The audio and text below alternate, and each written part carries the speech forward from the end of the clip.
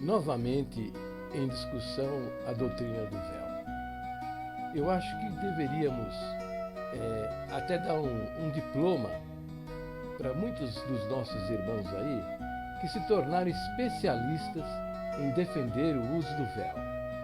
Só que não há como justificar esse exagero todo no uso do véu, porque isso trata-se de usos e costumes que nada tem a ver com doutrina. Então veja bem, se você faz a leitura, o exame das Escrituras, sem considerar usos e costumes, você vai, e pior ainda, se você fizer de usos e costumes doutrinas, você vai gerar absurdos. Você quer ver um exemplo? Como não devemos considerar usos e costumes nas Escrituras como doutrina? Por exemplo, você já examinou a carta de Paulo a Filemon? Se você nunca examinou, faça a leitura. E depois você veja o que ela, nas outras cartas, por exemplo, a recomendação de Paulo a respeito do escravo Onésimo, escravo de Filemon. Se você quer fazer usos e costumes, doutrinas de usos e costumes, você deveria também estar pregando aí a escravidão. Você deveria ser um ardoroso defensor da escravidão. Por quê? Porque Paulo recomenda claramente e firmemente a escravidão. Ele mandou Onésimo voltar para a casa de Filemon, porque Onésimo era um escravo fugido da casa de Filemon, e Filemon era um irmão crente, ele era um convertido. Onésimo fugiu da casa de Filemon e se converteu em Roma. Quando Paulo estava preso em Roma, ele se converteu ao cristianismo. Paulo disse a ele que voltasse para a casa de Filemon e se submetesse à escravidão. Entendeu? Ele não escreveu uma linha dizendo: olha, Filemon, larga desse negócio de escravidão, porque isso não é da vontade de Deus. Isso é pecaminoso. Um homem explorar o outro homem. Que é isso, rapaz?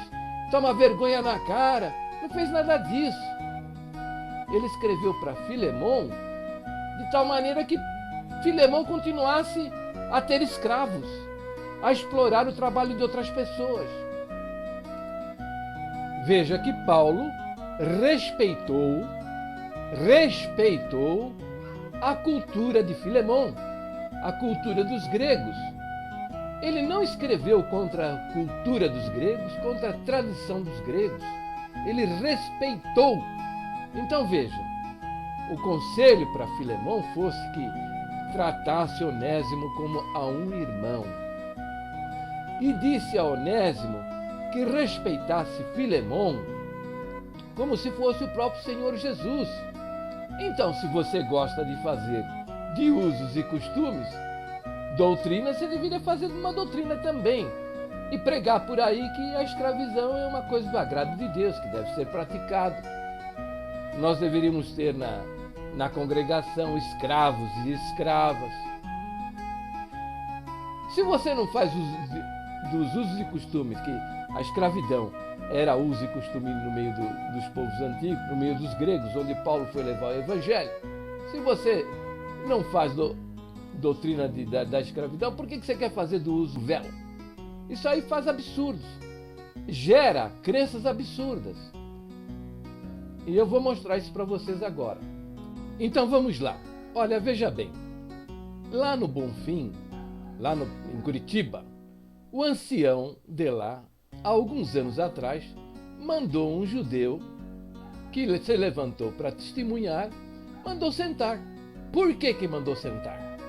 Porque o judeu estava usando um negocinho na cabeça chamado kippá. Entendeu? Mandou sentar. Senta lá, irmão. Senta lá. Entendeu? Sabe por quê? E disse lá, porque a gente aqui no culto tem que ter a cabeça descoberta. Falou isso lá para o judeu.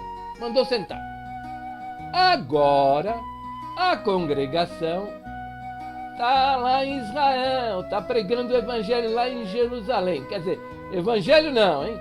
Está pegando as suas doutrinas heréticas e usos e costumes também. Mas sabe o que eles descobriram lá? Andaram lá falando para os judeus que não deveriam usar o kippá, porque o cristão tem que servir a Deus com a cabeça descoberta. E muitos não voltaram mais. Não quiseram mais saber da congregação. Por quê?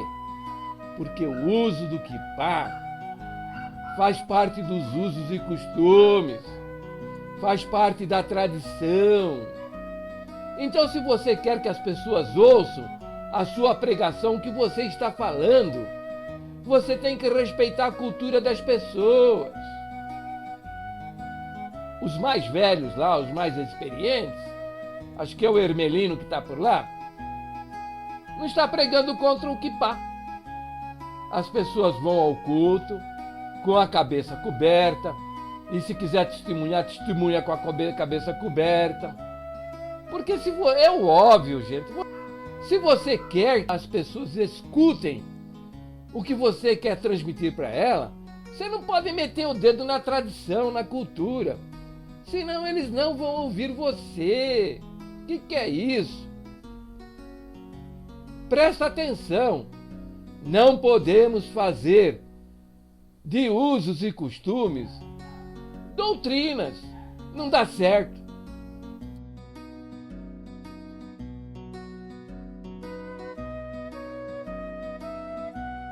Então veja bem, o que você está vendo aí nessas figuras, imagens anteriores, é um judeu com o kippá, com a barbicha e aquele cabelinho rolado ali do lado. Ele faz isso dos dois lados, tá? Então veja, não é só o problema do kippá não, que temos lá na igreja da congregação lá de Jerusalém. Lá também tem o problema da barbicha. Os judeus lá usam a barba farta, usam também uns cabelinhos aqui enroladinhos e tal. Faz parte da tradição deles. Eles usam isso aí há milênios. Se você chegar lá e disser, isso não é da vontade de Deus, irmão, tem que raspar a sua barba aí, não pode usar. Esse cabelinho enrolado aí do lado, aí está parecendo muito estranho, viu? Acho que você está com jeitão de homossexual, hein? Ou transexual, esse negócio não está certo não, hein, irmão? Não pode levantar para testemunhar, não pode, irmão. Não pode vir no culto com essas coisas aí. Não vai dar. Deus não se agrada. Eles não vão te ouvir. Eles não vão às suas reuniões. Eles não vão nem querer conversar com você. Então, a gente não pode meter o dedo na cultura das pessoas, na tradição, na maneira de vestir, essas coisas. Porque senão eles não vão aceitar, gente. Usos e costumes mudam com o tempo. Entendeu? Por que a escravidão não existe mais no meio dos povos civilizados? Porque o cristianismo venceu e os usos e costumes mudaram. Mudam para usos e costumes cristãos. Mas isso tem que ser devagar, não é de um dia para o outro. Então veja bem, entenda. Por isso que Paulo não escreveu contra o uso do véu para a igreja de Corinto. Por quê? Porque o uso do véu, essa questão, era um uso local, era problema dos crentes da igreja de Corinto. Isso não era problemas em outras igrejas. Outras igrejas não estavam preocupadas com o véu. Por isso que ele não escreveu uma linha. Pode ler o Novo Testamento, leia lá. Veja lá se ele escreveu para os romanos, veja lá se ele escreveu para os efésios, para os gálatas. Esse era um problema local, tá certo? O problema do véu é um problema local. Ele ia escrever contra o véu? Não ia escrever contra o véu. Por quê? Por quê? Porque as mulheres lá, as prostitutas cultuais, rapavam a cabeça, tá certo? Entendeu? E essas mulheres estavam se convertendo. Tinha esses problemas a respeito do véu na igreja de Corinto. Por isso que ele não escreveu combatendo. Agora, isso não tem sentido. Isso, você pode... Eu estou dizendo para você que não faça uma doutrina, não use véu. Nada disso. Agora, o erro está em querer impor às outras pessoas a doutrina do uso do véu. Se uma irmã se sente bem usando véu, se ela acha que dessa maneira está agradando a Deus usando véu, use o véu então, mas não queira impor a outras mulheres cristãs a doutrina do véu, dizer, você não é crente, você não serve a Deus porque você não usa o véu. Esse vídeo que você terminou de ver, eu editei no ano de 2010. E por essa época, é como o povão fala, né? Da reza toda eu não sabia um terço, não sabia nada. Mas a palavra de Deus diz que não há nada escondido que não venha a ser revelado. E as coisas foram aparecendo.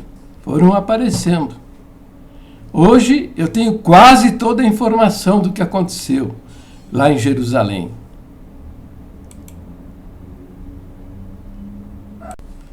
E eu estou falando a respeito da congregação em Jerusalém e que ela possivelmente teria problemas lá com os judeus, né?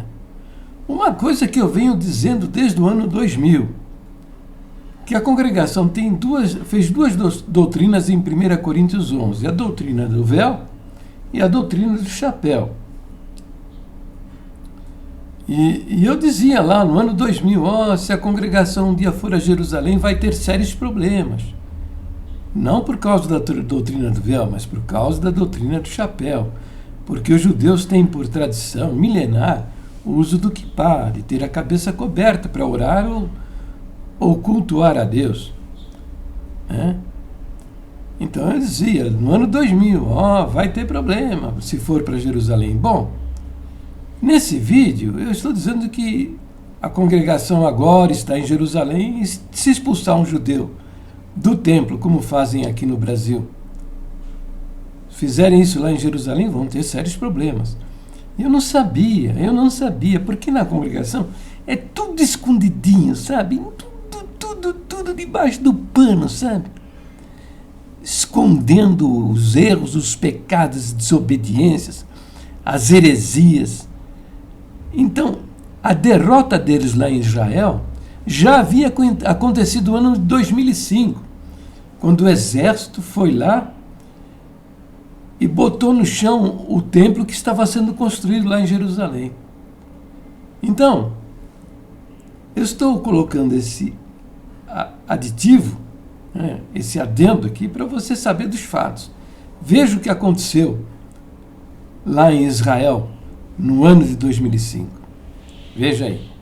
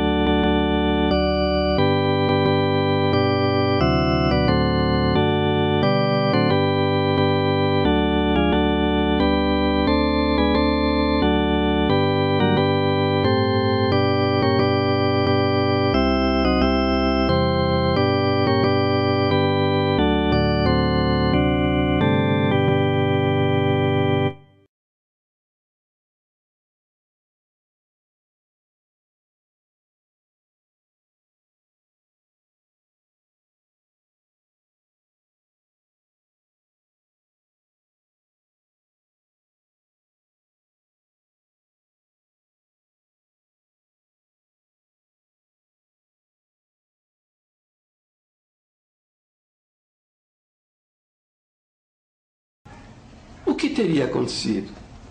É o seguinte, quando a congregação começou os primeiros contatos para se estabelecer lá em Israel, imediatamente o Mossad ativou os agentes secretos que estão aqui no nosso país. Esteja seguro. Agentes secretos de Israel estão em várias partes do mundo. Por causa do estado da situação de exceção que vive esse país, cuja sobrevivência deve-se à permanente vigilância do seu território para poder defender-se dos seus inimigos. Então, o Mossad agiu no sentido de acionar os seus agentes para saber quem era a congregação cristã no Brasil, o que quer essa gente aqui no nosso país, o que pensam essa gente, quem são estes homens.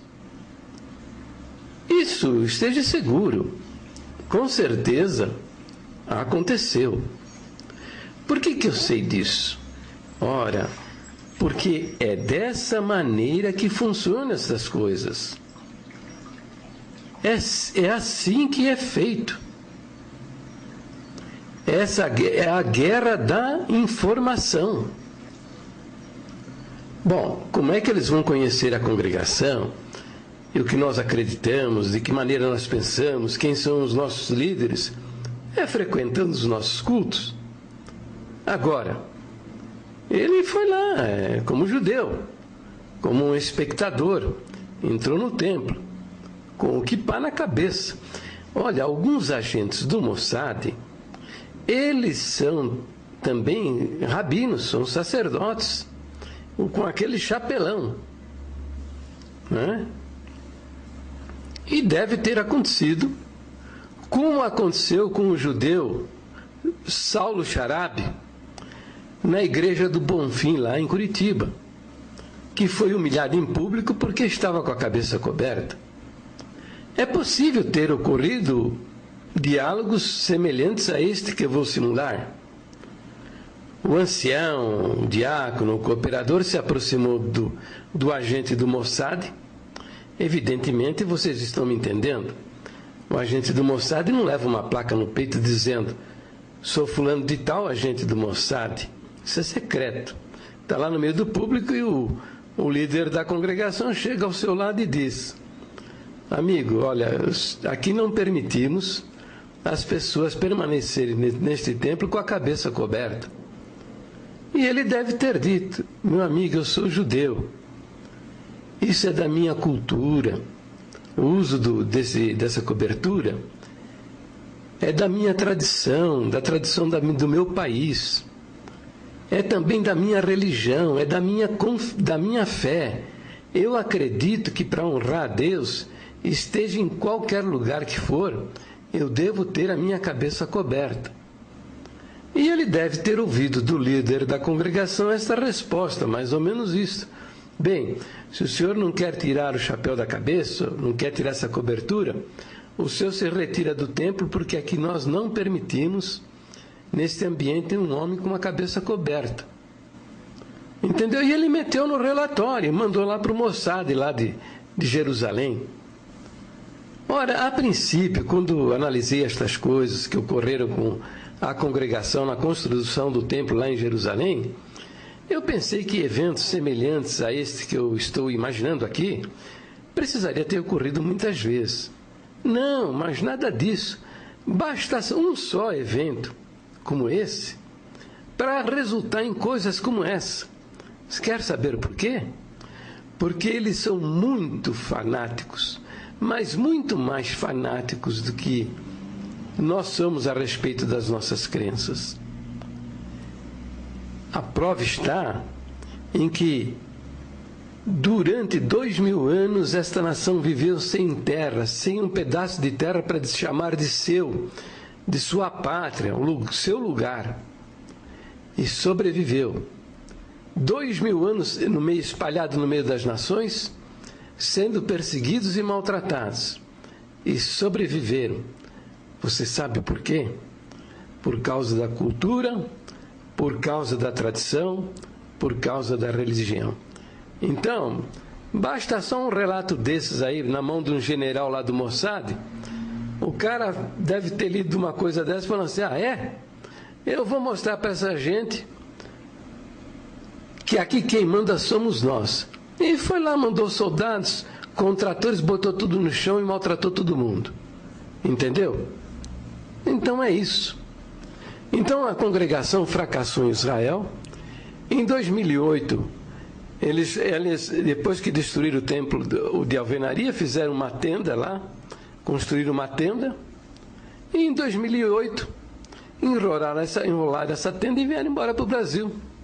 Chega de Israel, chega de Jerusalém. Por quê? Ora, pergunta para um desses anciãos, por que eles não continuaram lá em Israel? Ele vai dizer, você está louco, camarada? Aqueles homens lá não tiram o chapéu da cabeça nem para dormir? Como é que nós vamos pregar o evangelho para essa gente? Eu tenho um relato escrito, cuja autoria eu não vou revelar para não causar desabores. E o relato é o seguinte: o tempo total, desde o início, foi de 28 meses. Desde as primeiras conversações até a data de abertura. E o movimento foi o seguinte: primeiro, comprar um terreno para construir uma congregação no caminho de Jerusalém para Hebrom. E assim Deus preparou. Custo do terreno com a legalização e transferência foi de $430 mil. Alugar um local para ter um endereço em Israel, para ter os cultos e também para alojar os irmãos que viajariam em missão pela obra de Deus em Israel. Aluguel mensal de $1.200 e outros custos relativos à manutenção da sala de oração. 3. Mandar de volta para Israel o Evangelho, através dos servos de Deus do ministério de 2 em 2. Foi também enviado irmãos pedreiros e homens de Deus que deixaram suas famílias e nossa irmandade para trabalharem na parte material. Ao longo de 6 meses, nossos irmãos, junto com algumas empresas que foram terceirizadas, construíram algumas coisas no terreno, como a limpeza do terreno, a construção do abrigo antibomba, na medida de 7 por 12 metros, com 25 centímetros de concreto em toda a sua estrutura, o tanque de batismo, mais os baldrames, os muros e outros. No dia 19 de junho deste ano, após estas edificações, uma reunião com a prefeitura foi acertado com os mesmos que tudo tinha sido feito permaneceria do jeito que estava, e sugeriu que contratasse para a edificação da igreja uma empresa americana em pré-moldado, que nos entregaria a igreja pronta em 45 dias, e o que depois foi mudado e proibido pela própria prefeitura. Após a reunião na prefeitura, no dia já mencionado, no dia seguinte, 20 de junho de 2005, saiu uma ordem, não se sabe até agora de onde, e invadiram o nosso terreno o exército com grandes tratores e destruíram tudo, e estragando tudo que já se havia feito, dando um prejuízo aproximado de $200 mil, o que deixou a todos nós e nosso irmão advogado Miguel perplexo e atônito, pois em reunião no dia anterior e através de uma ata lavrada, foi acertado o que eu já relatei. Nossos irmãos que lá estavam choraram muito. Após mais ou menos um mês do acontecido, chegou no escritório do nosso irmão o tempo total desde o início foi de 28 meses, desde as primeiras conversações até a data da abertura.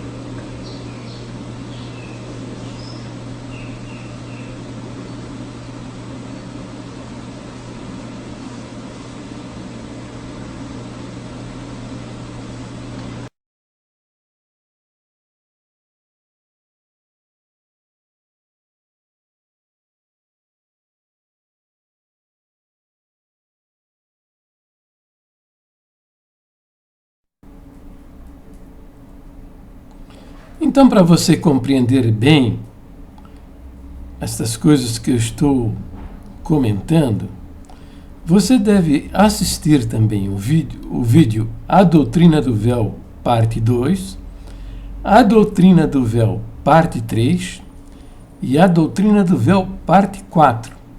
É possível até que eu faça um quinto vídeo a respeito, mostrando que não devemos fazer doutrinas de usos e costumes. Não devemos fazer doutrinas com versos isolados. Note bem, as doutrinas bíblicas, elas têm farta documentação nas Escrituras Sagradas. As doutrinas bíblicas, elas estão expostas em vários versos e porções das Escrituras. As doutrinas bíblicas são aquelas que tratam da personalidade de Deus, da infalibilidade e inerrância das Escrituras, da divindade de Jesus Cristo, da personalidade, divindade do Espírito Santo. Tem a doutrina da igreja, a doutrina do pecado, a doutrina das coisas futuras. Isto são doutrinas bíblicas, são doutrinas fundamentais. E estas doutrinas, elas são para todas as raças, todos os povos, todas as gentes, para todos os lugares, todos os tempos. Estas doutrinas não mudam. Agora, usos e costumes, sim, mudam com o tempo, com o lugar, com a cultura. Entendeu? Então você não deve fazer doutrina em cima de 1, 2, 3 versinhos. Por quê? Porque vai ser problema. Isso não tem inspiração divina e não é da vontade de Deus. Veja bem, fizeram a doutrina do véu, fizeram a doutrina do chapéu. Baseado nesses versinhos, 2 versinhos só. Entendeu? Um deles até contraditório. Contraditório, a doutrina do véu, lá no verso que a mulher se cubra com o véu, mais adiante diz que o cabelo foi dado no lugar do véu. Então, fazer uma doutrina disso divide a igreja espiritual de Cristo. A igreja universal vai ter aqueles que vão entender que não deve ter o véu porque o cabelo foi dado no lugar do véu. Isso cria contenda, discussão. Isso não tem inspiração divina. A igreja que quiser usar o véu, use o véu, não tem problema. Mas não faça isso uma doutrina. Não faça isso uma doutrina. A congregação se deu mal lá em Israel por causa da doutrina do chapéu. Porque fizeram a doutrina do chapéu. Ora, se eles se deram mal com a doutrina do chapéu, provavelmente vão se dar mal também com a doutrina do véu. Vai haver uma sociedade, uma comunidade, um grupo, uma nação, onde a mulher ter alguma coisa sobre a cabeça vinha a ser indecoroso, ofensivo, imoral, degradante. É isso. Então vejam todos os vídeos que eu estou fazendo a respeito desse assunto.